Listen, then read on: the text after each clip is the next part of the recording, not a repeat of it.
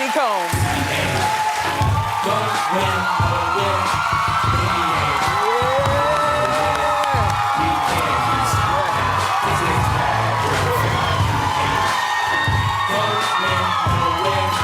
To say. J'ai invité tout le monde. Tout le monde était là. Rebecca était là. Je me souviens que Beyoncé était là. Jamie Foxx, Ashton, Cameron Diaz. Je veux dire, il y avait Will Smith, Chris Rock.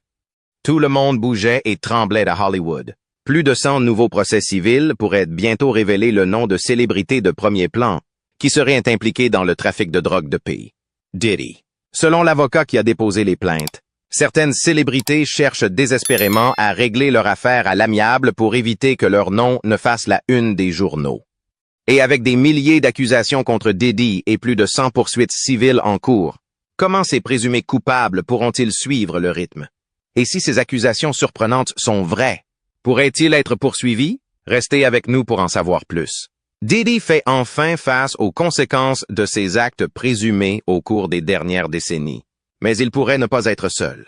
Selon l'acte d'accusation fédéral, Diddy est accusé de certains crimes graves, et il est clair qu'il n'a pas agi seul. Interrogé sur d'éventuelles arrestations supplémentaires, le procureur Darmon Williams a déclaré « L'enquête est en cours, à la fois contre lui et contre toute autre personne que nous pensons impliquée dans la commission du crime. Il convient de noter que le district sud de New York est connu pour être sélectif dans les affaires qu'il poursuit. Donc, s'ils s'en prennent à Diddy, cela signifie qu'ils ont rassemblé une montagne de preuves pour étayer leur dossier. Mais la grande question est de savoir quelles célébrités sont impliquées. De qui devrions-nous nous méfier? Et que s'est-il vraiment passé lors de ces fameuses fêtes de folie dont tout le monde parle? Il s'avère que la situation est encore pire que ce que beaucoup pensaient, et que Diddy et son entourage ont laissé tomber des indices subtils pendant des années que nous avons négligés. Nous allons examiner de plus près les allégations et explorer les liens de Diddy avec d'autres célébrités, pour déterminer qui pourrait également être en danger d'être inculpé. Ce qui rend tout cela encore plus confus, c'est que Diddy était connu pour organiser ces fameuses fêtes blanches, de simples événements sociaux normaux auxquels même les habitants de Los Angeles pouvaient parfois acheter des billets. Mais c'est lors des soirées de folie qui ont pris une tournure vraiment sombre. Plus nous en avons découvert, plus les liens sont devenus fous, nous poussant à creuser encore plus profondément avec nos pelles. Nous parlons d'interviews oubliées, de tweets supprimés, de théories du complot qui sont maintenant mises au jour et de documents judiciaires non seulement de l'acte d'accusation de Diddy, mais aussi de procès antérieurs qui n'ont pas reçu beaucoup d'attention. Attention, il s'agit d'un réseau profondément dérangeant et pervers d'abus, de chantage et de dissimulation. Mais après des années d'action dans l'ombre, il est temps que la vérité éclate. Pour comprendre combien de célébrités majeures sont impliquées dans ces actes odieux, la première chose à comprendre est que Diddy est un personnage dangereux. Avant que tous ces crimes présumés ne soient révélés, les médias l'ont souvent dépeint comme un personnage plus doux, plus paternel au cours de la dernière décennie. Il était considéré comme un mentor, prenant sous son aile de jeunes talents comme Usher et Justin Bieber et les aidant à atteindre une renommée internationale. Diddy semblait attachant, parlant souvent de sorties en famille et de ses inquiétudes concernant les relations amoureuses de ses filles. « Je ne sais pas de quoi tu parles. Ma fille n'a que 15 ans. Ils ne sortent pas ensemble. » Non, ce n'est pas le cas. Il vaut mieux qu'ils ne soient pas en couple en ce moment, plaisantait-il. Il est essentiel de comprendre que l'image publique de Diddy a été méticuleusement élaborée par des experts en relations publiques. Derrière cette façade soignée se cache une réalité bien plus sombre. Diddy était au cœur de l'une des querelles de rap les plus notoires et les plus meurtrières de l'histoire. Selon certaines sources, Diddy aurait déclaré un jour « Quelque chose doit changer. » Mais peu importe que Pax meure, que Biggs meure ou que Suggs aille en prison. Aujourd'hui, Suge Knight, l'ancien rival de Diddy actuellement en prison, se présente avec de nouvelles révélations, ajoutant à l'intrigue. Diddy a été lié à une série troublante de morts suspectes que nous avons explorées dans notre première vidéo à son sujet. Plusieurs personnes qui ont tenté d'écrire des livres révélateurs sur Diddy ont connu des conséquences tragiques ou se sont retrouvées dans le coma. Qu'ont en commun toutes ces victimes? Elles travaillaient toutes sur des projets révélateurs. Andre Harrell était en train d'écrire un livre avant sa mort prématurée. Heavy D était en train d'en écrire un lorsqu'il est décédé. Albé travaillait même sur un documentaire avant de tomber dans le coma. Et nous ne pouvons pas passer sous silence Kim Porter, l'ex de Diddy et la mère de ses enfants. Elle avait également prévu d'écrire un livre révélateur dans lequel elle aurait évoqué une cassette explicite impliquant Diddy et Andre Harrell. Malheureusement, Kim est décédé à seulement 47 ans d'une pneumonie. Mais beaucoup spéculent qu'il pourrait s'agir d'un acte criminel. En approfondissant cette affaire, nous avons découvert que des pathologies telles que la pneumonie, les embolies pulmonaires et l'insuffisance cardiaque peuvent parfois être liées à un empoisonnement. L'ancienne assistante de Diddy, Jaguar Wright, affirme que des toxines ont été identifiées dans le rapport de toxicologie de Kim. Elle a déclaré que le premier rapport du coroner avait conclu à un homicide et qu'ils avaient trouvé des toxines dans son corps prouvant qu'elle avait été empoisonnée. Jaguar Wright, qui dénonce Diddy depuis des années, sera souvent évoqué dans cette enquête. Si certaines de ses affirmations semblaient au départ farfelues, les enquêtes policières en cours commencent à valider ses dires. Il est intéressant de noter que Corey Gamble, le petit ami de longue date de Kris Jenner, aurait été présent lorsque le corps de Kim a été retrouvé. Il a également des liens étroits avec Diddy. Il y a tellement d'histoires entre Diddy et les Kardashians que nous pourrions facilement remplir une autre vidéo rien qu'en explorant ces liens. En avril, nous avons découvert 7 décès et 4 tentatives de meurtre liées à Diddy. Et maintenant, des incidents encore plus suspects sont révélés. Si vous pensez que la théorie du poison est tirée par les cheveux, réfléchissez à ceci. Diddy aurait refusé de manger en prison par peur d'être lui-même empoisonné. Alors que nous continuons à creuser les preuves entourant ces victimes, les complices potentiels et les témoins qui ont choisi de garder le silence. Nous devons nous rappeler pourquoi tant de gens avaient peur de Diddy. Ce n'était pas seulement leur réputation ou leur carrière qui était en jeu, c'était leur vie. Un autre point important à prendre en compte est qu'il y avait 2 camps à chaque fête organisée par Diddy. Nous avons tous entendu parler de ces soirées dites « freak-off », que même les représentants du gouvernement ont qualifiées de telles. Cependant, avant d'entrer dans les détails de ce qui s'est passé lors de ces événements, il est essentiel de noter que toutes les soirées Diddy n'étaient pas des soirées freak-off, du moins pas pour la majorité des participants. Les soirées de Diddy étaient légendaires. Rien ne vaut une fête comme celle de Diddy. Il suffit de jeter un œil à la liste des invités de marque de sa fête du 50e anniversaire en 2000. Dix 9. On aurait dit la bande-annonce du film le plus extravagant et le plus rempli de célébrités de l'année. Au fil des décennies, Diddy a organisé des centaines de fêtes, mais ses soirées blanches annuelles sont particulièrement célèbres. Elles ont débuté en 1998 avec seulement 200 invités dans sa maison des Hamptons. Et Diddy les a décrites comme un mélange de personnes des plus fous, avec des garçons de Harlem, Leonardo DiCaprio tout juste sorti du Titanic, des mondains et des proches du Sud. Si ces événements pouvaient paraître anodins au premier abord, lorsqu'il a organisé sa dernière soirée blanche en 2009, co-organisée par nul autre qu'Ashton Kutcher, il était clair qu'ils avaient pris une tournure différente. Nous reviendrons plus tard sur leur relation inhabituelle. Quand je pense aux soirées blanches à Hollywood, Diddy m'y vient immédiatement à l'esprit. Ces rassemblements sont l'incarnation même de la légendaire scène des soirées blanches. Il est intéressant de noter que, comme l'a révélé Diddy dans un discours, certains moments de ces fêtes étaient même adaptés aux enfants, du moins jusqu'à une certaine heure. Chers enfants, il vous reste environ 1 heure, alors installez-vous confortablement. Car après cela, il sera temps pour vous de partir. C'est terminé pour vous tous, car cette fête est sur le point de se transformer en quelque chose, à laquelle vous ne voudrez certainement pas participer lorsque vous serez plus grand. Alors, une fois les enfants sortis, n'est-ce pas? Curieusement, même à ce moment-là, de nombreux invités n'avaient apparemment aucune idée de ce qui se passait. Diddy organisait tellement de fêtes que, selon l'acteur et comédien Brandon T. Jackson, il n'était souvent même pas présent pendant toute la durée de l'événement. Cela lui permettait de faire une brève apparition lors de ces rassemblements, remplis de stars tout en suivant à la lettre les conseils de Denzel Washington. Denzel avait l'habitude de dire « Quand tu es à une fête, tu dois partir 30 minutes avant que le diable n'arrive. D'accord? Souviens-toi toujours de ça. » Denzel partait toujours tôt, et Brandon n'était pas le seul à suivre son exemple. Marlon Wayans a dû faire face à des réactions négatives lorsqu'un tweet de 2009 a refait surface, dans lequel il faisait l'éloge de Diddy, en disant « Je fais des fêtes Diddy depuis 15 ans et je dois dire que tu ne m'as jamais laissé tomber. » Puff. Non. Cependant, Wayans a plus tard affirmé qu'il n'avait aucune idée que ces émeutes avaient lieu. Il a déclaré « J'ai été à de nombreuses fêtes de Diddy. Je suis parti tôt. » Non. Je vous jure que je n'ai jamais vu ce qu'ils prétendent être ce qui se passait. Je n'ai jamais rien vu. Ce n'est pas le genre de soirée auquel je participe. Même quand j'étais là-bas, comme je l'ai dit, je n'ai jamais rien vu de tout ça. Je me demande juste quand est-ce que c'est arrivé. À quelle heure est-ce que ça s'est passé? Parce que j'étais là jusqu'à 3h30.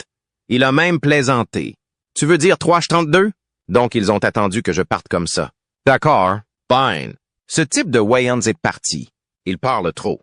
Bien qu'il n'ait pas envisagé de partir à 3h30 plus tôt, disant que c'était bien après l'heure de son coucher, ses commentaires laissaient entendre une vérité plus profonde. Si Diddy pensait que Marlon pouvait être un problème ou quelqu'un qui pourrait révéler les événements bizarres de ses fêtes, il était logique qu'il attende que Wayans soit parti. Il ressort de divers témoignages que Diddy était sélectif quant aux personnes qu'il invitait dans son cercle intime sombre et tordu. Un fêtard présumé, Tony Willer, surnommé le Gay, a révélé qu'il avait été spécifiquement recruté pour rejoindre les freak-offs, bien qu'il ne sache pas à l'époque ce que cela impliquait. Il a expliqué. Diddy ne vous contacte pas lui-même. Il demande à ses collaborateurs de vous contacter afin que cela reste confidentiel. Vous voyez ce que je veux dire? Cela suggère que tous ceux qui ont assisté à une fête de Diddy n'étaient pas automatiquement complices de ces frasques, qui pourraient être inspirés par le Freaknik Festival d'Atlanta. La vérité a émergé à travers l'acte d'accusation et les nombreux témoignages de témoins. En mars 2024, lorsque la maison de Diddy a été perquisitionnée, des rapports ont commencé à faire surface sur des after-parties ultra kinky où les participants se livraient à diverses activités pour adultes. Bien qu'il n'y ait pas grand-chose à critiquer si tous les participants sont des adultes consentants, il est vite devenu évident que le consentement n'était pas toujours présent. Par exemple, Diddy lui-même a partagé quelques conseils douteux sur les fêtes lors d'une apparition dans l'émission de Conan. Il a dit « Voilà ce que vous devez faire. Les femmes, les belles femmes, bien sûr. Non. De belles femmes, de beaux hommes pour les dames, bien sûr. Nous avons besoin d'alcool, n'est-ce pas? D'alcools, n'est-ce pas? Pas un seul alcool, mais des alcools. N'est-ce pas? Différents mélanges. Vous avez besoin des dames, vous avez besoin d'alcool. Vous avez besoin d'eau. Je ne sais pas si vous avez remarqué ça. Beaucoup de femmes boivent de l'eau lors des fêtes. Donc si vous n'avez pas ce dont elles ont besoin, elles vont partir, n'est-ce pas? Il faut les garder là, n'est-ce pas? Il faut des serrures sur les portes. Diddy semble utiliser la science pour s'assurer que les invités de ces soirées soient plus ivres qu'ils ne le pensent. Il est clair qu'il était conscient que quelque chose n'allait pas avec ces soirées. Comme il l'a laissé entendre dans une interview en 1999. Vous allez entendre parler de mes soirées. Ils vont les faire fermer. Non. Ils vont probablement m'arrêter et faire toutes sortes de choses folles. Alors, qu'ont découvert les fédéraux lors de leur raid de 2024, les résultats ont été surprenants. Ils ont saisi des armes à feu et des munitions, dont 3 AR-15 dégradés et un chargeur à tambour de grande capacité. De plus, ils ont trouvé des preuves liées au freak-off, notamment des appareils électroniques contenant des images et des vidéos de plusieurs victimes impliquées dans ces activités. En plus de cela, ils ont confisqué une quantité étonnante de lubrifiants personnels et d'huile pour bébé, plus de 1,0 bouteilles au total, que le personnel de Diddy aurait utilisé pour préparer les chambres d'hôtel pour les freak-off. Les avocats de Diddy ont tenté de minimiser la situation, affirmant qu'il avait simplement fait une bonne affaire chez Costco. Costco a toutefois répliqué en précisant qu'il ne vendait même pas d'huile pour bébé dans aucun de leurs magasins nord-américains. Costco ne veut pas non plus participer à cette histoire. Ils ont également découvert un nombre étonnant de 784 godes chez Diddy à Los Angeles. Si vous êtes curieux de savoir à quoi cela ressemble, voici une photo des agents debout à côté de leur découverte surprenante. Sur une note plus sérieuse, un agent du DHS qui a perquisitionné la maison de Diddy en Floride a fait une comparaison effrayante, affirmant que Diddy était tout aussi mauvais qu'Epstein, seulement le pire prédateur sexuel de l'histoire récente. Les agents ont signalé que certaines pièces du manoir de Diddy semblaient être dédiées au sexe, équipés de caméras partout. Ils ont noté que cela devient encore plus inquiétant lorsque l'on considère les allégations selon lesquelles Diddy aurait dopé les boissons des gens. Une victime, Adria Sherry English, a intenté une action en justice affirmant que des bouteilles d'alcool spécifiques avaient été dopées avec des stupéfiants illicites et que les employés de la fête avaient été encouragés à boire dans ces bouteilles. Mais le comportement inquiétant ne concernait pas uniquement les employés. Un trafiquant de drogue qui fournissait ces soirées affirmait qu'il évitait toujours les flûtes à champagne. Il y a aussi une autre histoire de Nikki Heaton, que nous pouvons explorer plus en détail dans une autre vidéo. Elle affirme que lorsqu'elle n'avait que 19 ans, Diddy lui a donné, ainsi qu'à son manager, des boissons dopées, puis a tenté de l'agresser aux côtés de Kanye West. C'était étrange parce que, alors que j'étais là, essayant de comprendre ce qui se passait, j'ai remarqué que Diddy n'arrêtait pas de me regarder, tandis que Kanye n'arrêtait pas de jeter des coups d'œil à ma manager, Lauren. Il semblait échanger des regards, et j'avais l'impression qu'il me regardait bizarrement.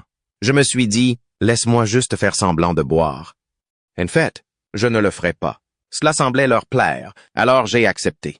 Mais j'ai immédiatement senti que quelque chose clochait avec ma boisson. Je ne savais pas trop quoi faire. J'ai vu ma responsable boire une gorgée, et après avoir bu moi-même quelques gorgées, j'ai remarqué que son visage devenait rouge. Soudain, elle parlait fort et plaisantait, ce qui ne lui ressemblait pas du tout. Elle a généralement peur des gens et parle à peine. À ce moment-là, j'ai réalisé que les boissons étaient certainement mélangées à quelque chose.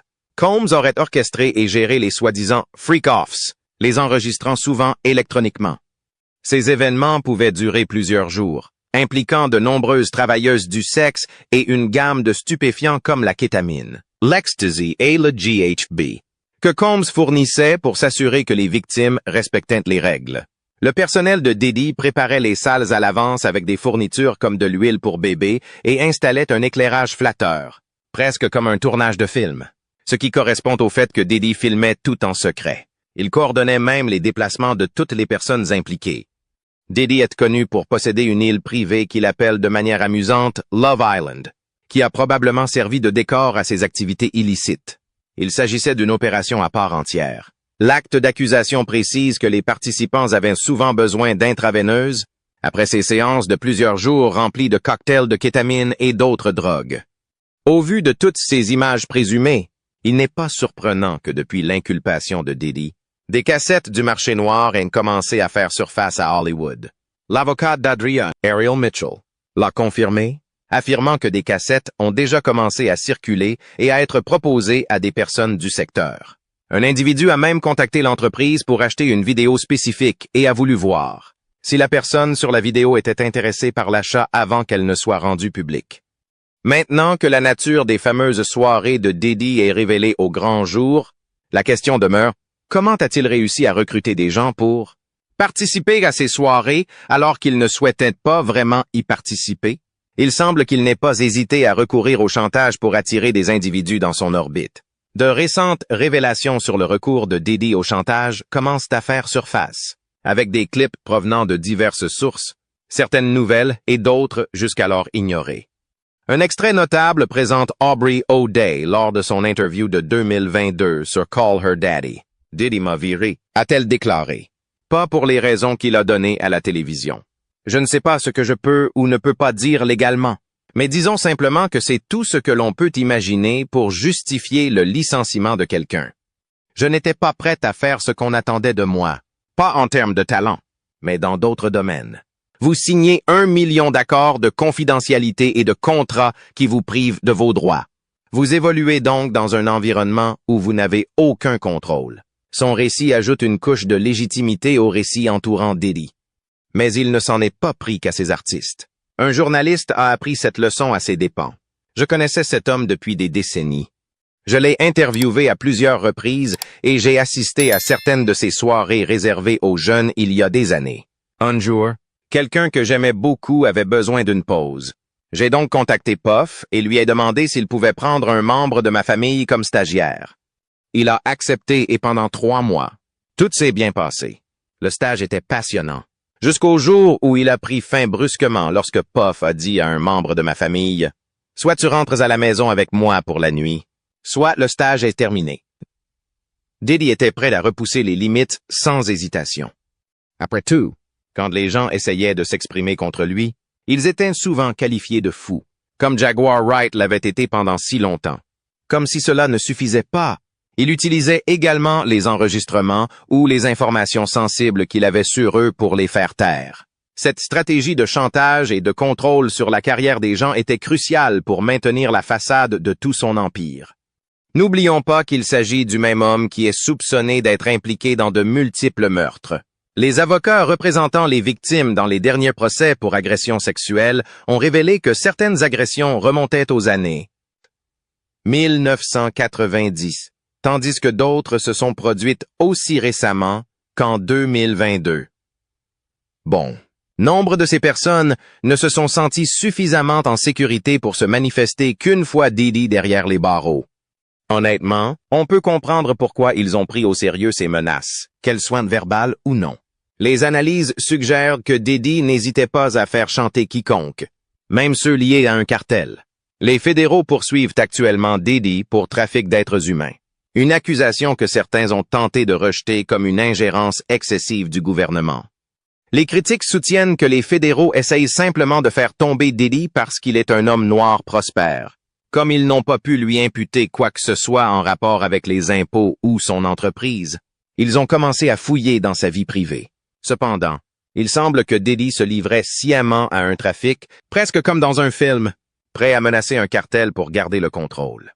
Ces dernières années, Diddy a fait face à plus d'une douzaine de poursuites judiciaires, certaines ayant plus attiré l'attention des médias que d'autres. L'une d'entre elles, cependant, est passée inaperçue et a laissé beaucoup de monde stupéfait. Alfredo P.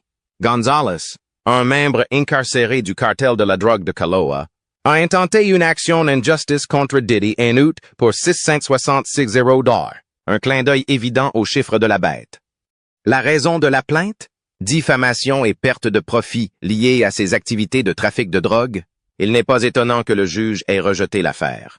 On ne peut pas poursuivre quelqu'un pour dommages et intérêts lorsque ce que l'on fait est illégal. Le récit d'Alfredo sur la situation fait sourciller. Il affirme que le 5 mai 2021, il a reçu un appel d'un des partenaires commerciaux de Diddy qui lui a dit que Diddy voulait discuter d'éventuels accords avec le cartel de Kaloa, alors qu'Alfredo était ouvert à l'idée de conclure des accords de drogue avec des clients fortunés.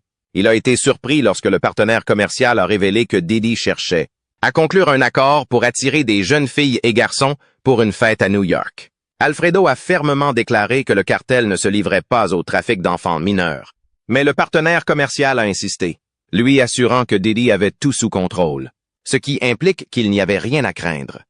Malgré son refus, le partenaire commercial serait revenu avec une autre demande, celle d'aider à faire passer clandestinement des garçons et des filles mineurs à travers la frontière américaine, suggérant même qu'Alfredo pourrait venir à la fête et regarder les spectacles qu'ils organisaient. Cela soulève une question effrayante. Si Diddy était prêt à négocier avec un cartel pour le trafic de mineurs, à quel point a-t-il traité sévèrement les victimes qu'il a réussi à exploiter? Le procureur Damien Williams a confirmé que les preuves provenant de plusieurs victimes étayent l'affirmation selon laquelle Diddy avait une influence considérable et déterminante sur ceux qui étaient pris dans son filet. L'acte d'accusation mentionne plusieurs victimes, mais il est impossible de donner un nombre précis de victimes pour le moment. Il est toutefois clair que plusieurs personnes ont subi ce traumatisme. Les accusations fédérales décrivent une situation grave. Outre l'acte d'accusation, 11 autres plaintes sont déjà en cours, un nombre qui continue d'augmenter au-delà de ce que quiconque aurait pu prévoir. Après l'arrestation de Diddy, les avocats Tony Buzbee et Andrew Vannersdale ont pris contact avec eux et ont reçu une réponse écrasante de plus de 3 réponses en seulement 10 jours.